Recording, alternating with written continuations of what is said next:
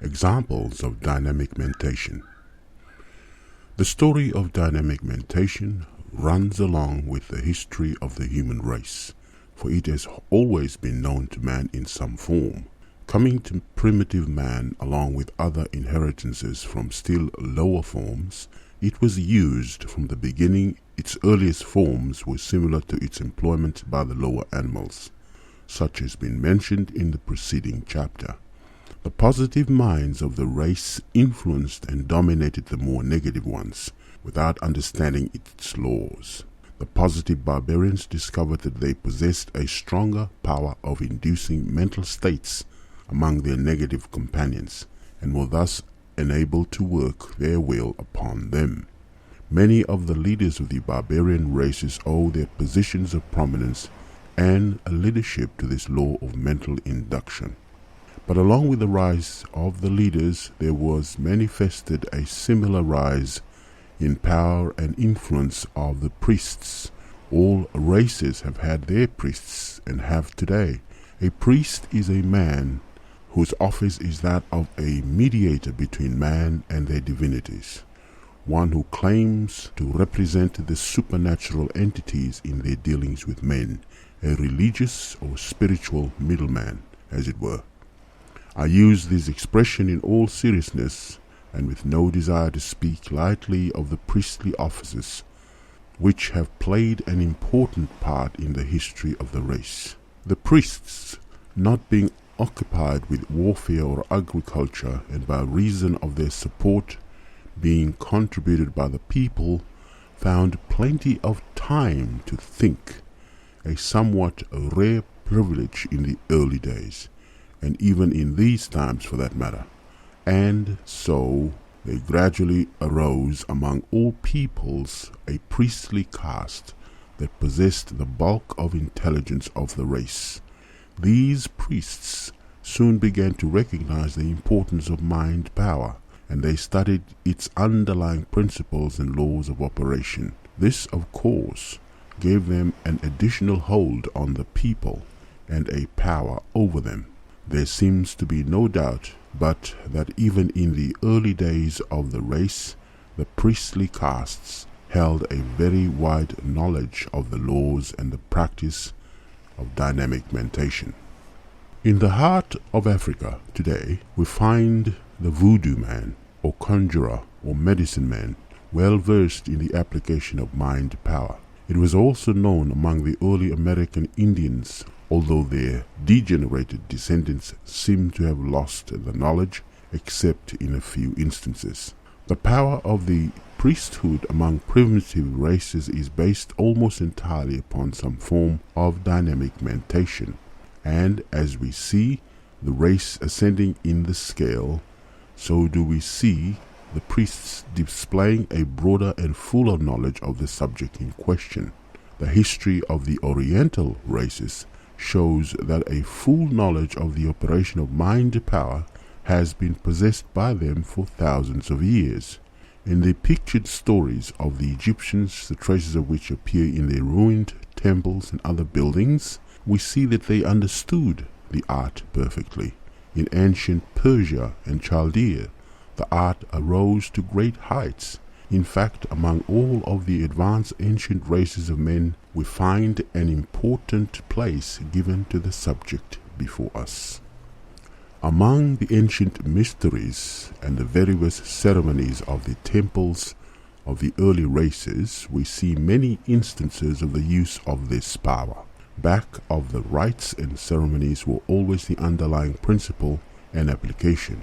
In the early use of the force, its employment was largely along the lines of healing, but still we read in the pages of early history of many instances of mental fascination, pure and simple. That which was afterwards called mesmerism, hypnotism, etc., was well known to the ancients, and in fact some of the recorded results coming down to us from the past have never been equaled by modern experimenters. Some of the feats of the modern Hindu magicians or fakers have never been equaled by Western hypnotists. Ancient history is full of instances of the operation of dynamic mentation among the people of the early days.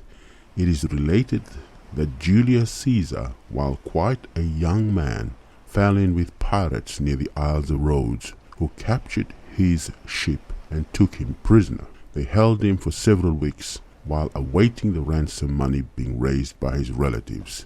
Plutarch writes that while the young Caesar was the captive of the pirates, he asserted his mastery over them to such an extent that he seemed a ruler rather than a prisoner.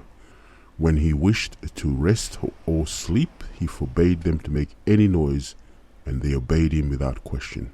He abused them and ordered them around like servants, and they did not seem able to disobey him. He did not hesitate to threaten them with death when he regained his liberty, and they did not resent it, and he afterward made good his threats. It is related that Alcibiades, the Athenian, that he once made a bet with some of the young Athenian nobles that he would publicly box the ears of Hipponikos, a venerable and greatly respected citizen. Not only did he bet that he would do these things, but he also claimed that he would afterward compel the old man to give him his favorite daughter in marriage. The day following, when Hipponikos came out, Alcibiades walked up to him and gave him a resounding box on the ears. The old man seemed dazed and bewildered and retired to his home. A great public outcry arose, and the young man seemed likely to fall a victim to the indignation of the citizens. But the next day Alcibiades went to the home of Hipponikos, and after making a pretense of baring his back for punishment, he managed to induce in the old man a feeling of good humor and mirth, and obtained his pardon and goodwill, the latter increasing daily thereafter until finally he grew so devoted to the young man that he offered him the hand of his daughter in marriage, which was accepted. Anyone who is acquainted with the recorded character of Athenians will realize what a wonderful occurrence this was. It was a striking exhibition of dynamic mentation without question. All the great generals of history have possessed this quality. Caesar, Alexander the Great, Napoleon, Frederick the Great, and the modern mystic warrior General Gordon, all managed their men in a mysterious and wonderful manner, so that their troops worshipped them as almost gods, and went to their death willingly and joyfully. The single instance of Napoleon, when he returned from Elba and confronted the Bourbon army drawn up to capture him, should satisfy anyone of the possession of the greatest dynamic power by this wonderful man. You remember that the troops were drawn up confronting Napoleon, their muskets leveled at his breast in obedience to the command, "Aim!" Napoleon was on foot, marched deliberately towards the troop with a measured tread, gazing directly into their eyes. Then the officers shouted, "Fire!" A single shot would have killed Napoleon, and would have brought to the man who fired it a fortune from the Bourbon king. But not a man obeyed the order. So completely were they under the spell of Napoleon's fascination. Instead of firing, they threw down their guns and ran joyfully towards the Corsicans, shouting, "Viva la Emperor!" Their officers fled, and Napoleon, placing himself at the head of the troops, marched on to Paris. Other troops flocked to his standard at each point where he confronted them, although they had been sent out to capture or kill him.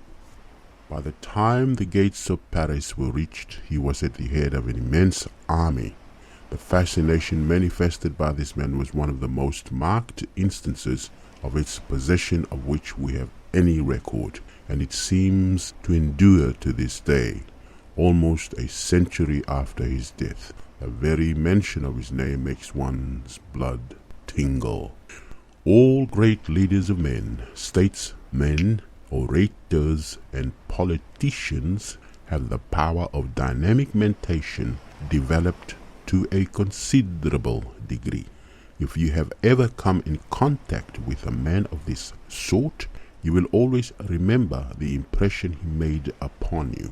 Every man who knew James G. Blaine will remember his personal magnetism, of which so much was said during his lifetime. Anyone who heard the famous speech of W. J. Bryan at the Chicago Convention, in which he made use of the famous expression, "Thou shalt not press upon the brow of labor the crown of thorns. Thou shalt not crucify mankind upon the cross of gold," needs no further proof of the reality of dynamic mentation. Bryan was almost unknown to the majority of the delegates, and no thought of nominating him was entertained by them. But his magnetism was so great that it swept the convention like a mighty tidal wave, carrying all before it, and Bryan was carried around the hall on the shoulders of the delegates, who afterward made him the nominee for president. And although defeated twice, this man still possesses a wonderful fascination over the hundreds of thousands of people in this country, who would rally around his standard at any time that he would sound the call.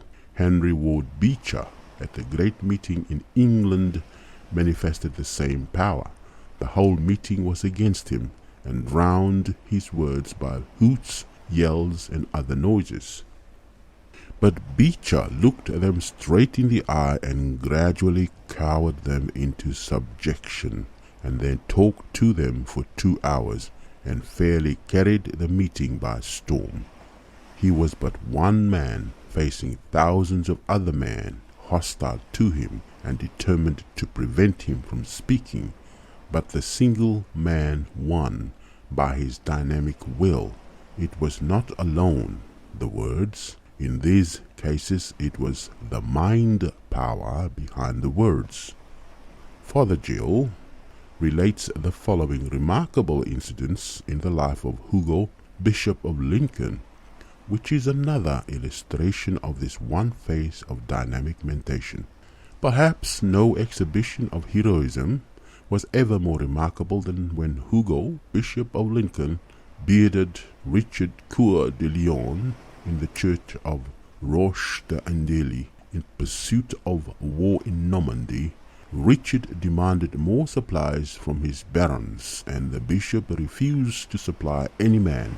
The seer of Lincoln was bound to military service, he admitted, but only within the 4 seas of Britain. Richard was not a man to be lightly crossed. Hugo was summoned to Normandy.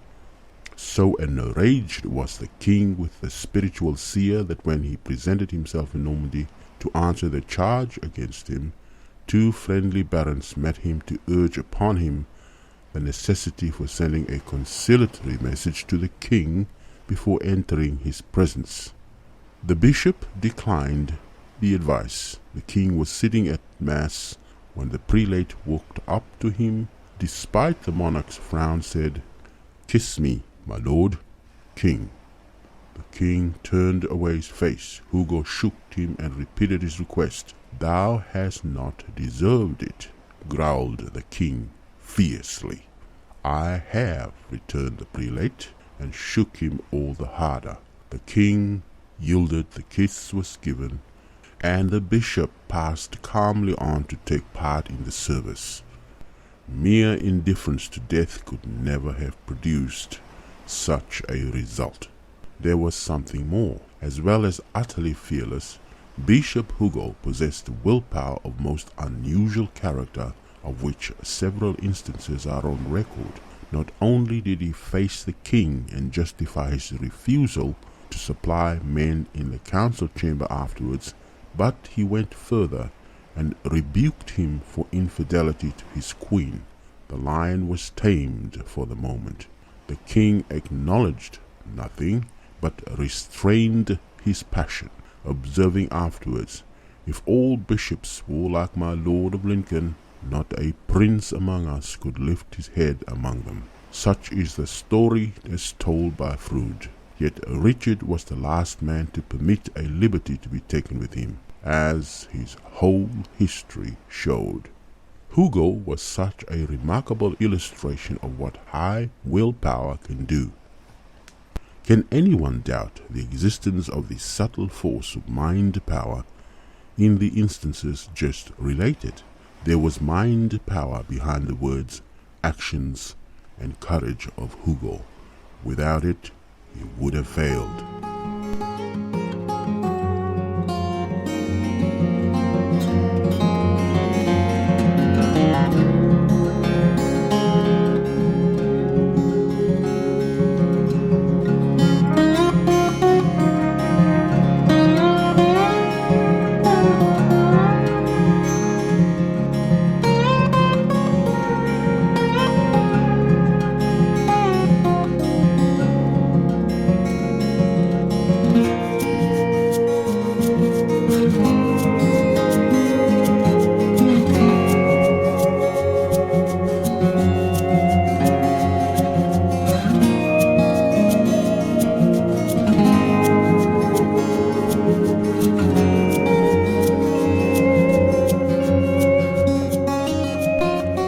Chapter 12. Dynamic Individuality.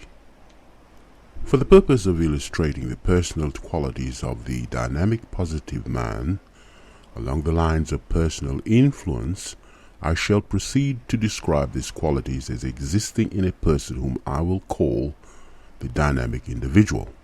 Let us consider this man as an actually existing individual in our treatment of him.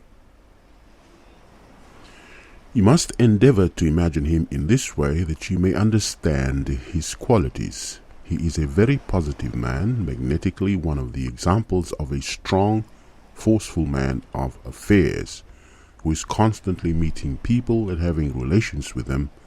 How does such a man act, talk, look, move, and conduct himself? Let us see. In the first place, let us consider his appearance. He may be tall or short, dark or fair, stout or slender. These things do not count. But notice this, that no matter which of the characteristics just mentioned he may possess or lack, he has a certain air about him that all may recognize once they have seen it in anyone. Let us notice this air carefully, for it may give us a clue. The principal feature about this air of the dynamic individual is its suggestion of self-confidence and fearlessness. Our man seems to have a certainty of an inward power and force about him, not the blustering self-importance air manifested by the pinchbeck imitators of our man, but a calm, contained, poised consciousness of strength and self-confidence. Our man seems to feel that there is something in him that gives him a strength and firmness unknown to the majority of people. Every such man has this inner consciousness, and I shall tell you what it is. As I said in the first chapter, there exists in nature a universal dynamic mental principle. In this principle, each individual is a center of power. This dynamic principle, in its outwards manifestations of one pole of its energy, at least resembles a universal will. That is, while its inner nature cannot be known, yet in the outer aspects of one of its poles of energy, it resembles a universal will in operation everywhere, and so we are justified in thinking of it as universal willpower. The more positive a man becomes in dynamic mentation, the closer does he become in contact with his universal will. And the closer he is to this universal will, the more positive does he become. It is a case of action and reaction. To him that hath shall be given applies in this case. The quality of dynamic positivity draws one to the universal will, and the nearness of this will renders one more and more positive. But there is this to be noted in connection with this truth. When a man feels the sense of power that comes from a mental relation with the universal will, and allows the energy to flow through him and to manifest in his acts, he has a reservoir willpower back of him which is inexhaustible and never failing. But if, in his conceit arising from some successful action, he begins to think that the power is due to some personal strength, then he becomes conceited, and the pride of personality grows upon him.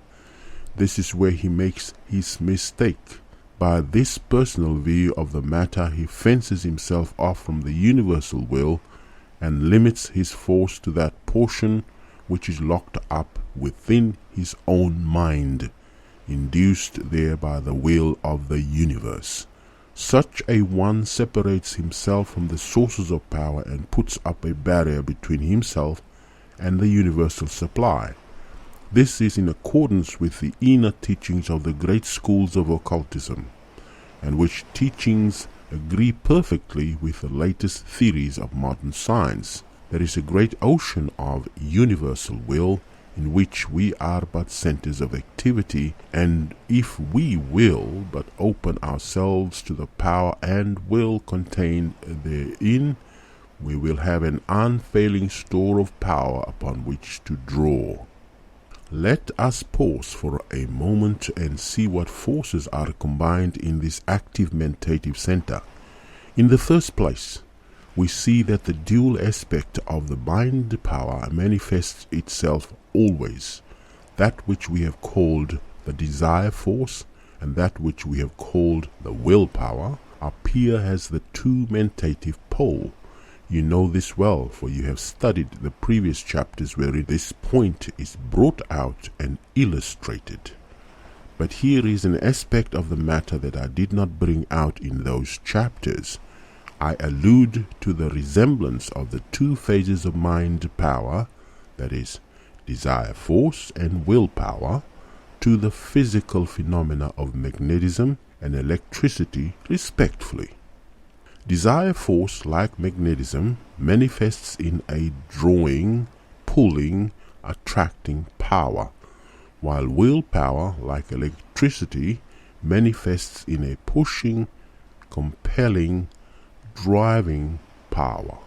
Desire force, like magnetism, tends to draw things inwards and to itself, while willpower, like electricity, tends to drive things outwards and away from itself. This dual manifestation of energy is seen through nature in all of its manifold forms and conditions. There is ever the drawing into the center, and there is ever the pushing outwards from the center, and this law manifests upon the mental plane as well as upon the physical plane.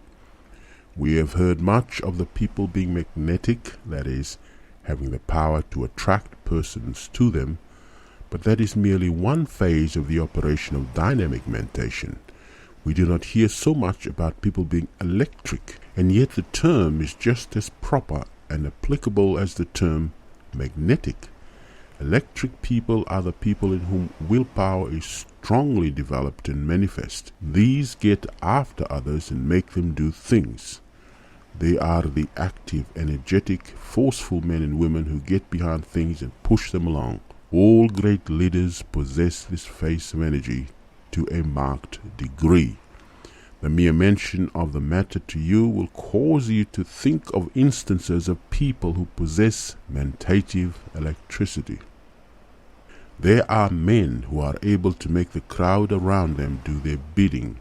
They are able to work their will upon the mass of people.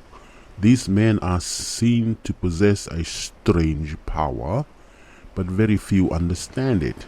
It is entirely different from the fascinating, alluring, charming, attractive personality of the magnetic man, for it forces and compels by sheer force of character and will instead of drawing and attracting. You will see why I have spoken of these two phases as masculine and feminine, respectively, when you consider the different manner of manifestation. But while both of these forms of power, the magnetic and the electric, have their strong points and advantages, I hold that the highly developed individual must have both of these phases developed highly. In short, Instead of being merely very magnetic on one hand or very electric on the other hand, the ideal man must be electromagnetic. In other words, he must have both sides of his mentative energy highly developed and in full operation. In this way, he is able to manifest a combined influence which will make him a very giant of dynamic mentation, a dynamic individual. I would advise all who wish to become a dynamic individuals to cultivate the mental image of the universal will. Think of it as a great ocean of willpower in which you live and move and have your being. Feel yourself in touch with it. Think about your relation to it constantly, and you will find that your mind will gradually open out to admit of the inflow of its power. And when you learn to know the real source of power, then you will no longer deceive yourself and attempt to shut off the flow of the universal will by erecting petty personal barriers of conceit. This inner consciousness of the dynamic individual, especially if he understands its true nature, will react on a man's personal manner and appearance and cause to manifest in him the calm, serene, positive air of power, will, and strength that the great leaders of men possess. And that air is in itself a mighty suggestion to others, for the world has learned to associate it with power and ability. Just as the feeling manifests itself in action, so will the outward action tend to induce the inward feeling, as I have told you. If you will endeavor to imitate and reproduce the outward carriage, manner, air, and demeanor of this dynamic individual, you will have taken a step towards inducing a corresponding mental state in yourself. But do not remain satisfied with this. Go right to the fountainhead and receive your power direct from the universal will. But there is something else about the dynamic individual which is different from willpower. The will is a cold, keen, powerful force devoid of color. It is like a great natural force, devoid of feeling or emotion, although acting in response thereto. What other great force is manifesting strongly in our dynamic individual? Desire force. Yes, that is the other great force within him. Desire force. No matter how strong a will a man may have, even though he gets in the closest touch with the universal will, he will accomplish nothing unless he be possessed of a developed desire. One must want to do things before he wills to do them. Let us see what this desire force is. The universal mind power seems to be a strong something containing within it all the force and energy there is in existence. It does not seem to have the attributes of personality about it, except when it becomes manifested in personal minds or centers of power. When a personal center or personal mind is established in the universal, then there seems to spring into manifestation a creative desire which constantly urges towards outward expression. This desire force is seen all through nature in all of her forms and is inherent in all that we call life energy. That is, the energy which promotes the building up of form and shape. This desire force causes the seed to sprout and the plants to grow, the cell to multiply, and the higher forms to evolve from the lower. It is the essence of the great creative life energy manifested in nature. It is essentially a feminine principle and is constantly desiring to give birth, bring forth, create. It stirs the will into action and never is satisfied unless it is performing creative work, mental, or physical. Now, there are persons who seem to possess but very little of this desire force, except on the physical plane. Their mental plane manifests very little of this force, and consequently they accomplish little or nothing of the world's work, and merely carry out the desires of others. But there are others who have this force manifested most strongly within them. They are possessed of a craving, longing, desiring force that impels them to do things. That is, it fills them with ardent desires along mentative lines of creation, which are ever crying out for satisfaction. The strong men and women of the world have this desire force highly developed, and its efforts toward expression is what causes these people to accomplish things. Now, do not mistake me. This desire is not always in the direction of owning things, but rather in the direction of doing things. It is true that when one desires are along the line of accumulation, the force will be bent in that direction, and in that case the accumulation will be a mere incident of the doing. Our dynamic individual has a great deal of desire force within him. He wants to do certain things, and he wants to do them very much. He wishes to accomplish certain ends, and the desire becomes an ardent, glowing force that stirs up the desire in those around him, and at the same time incites his own will into action. His desire force combined with his will, and wonderful things are accomplished. When you come into contact with a man of intense desire, you can fairly feel the force emanating from them. Our dynamic individual has learned to concentrate his desire force when he wants some particular thing. He forgets about the minor things and focuses his desire upon the particular thing craved by him, and thus draws it towards him with intense energy.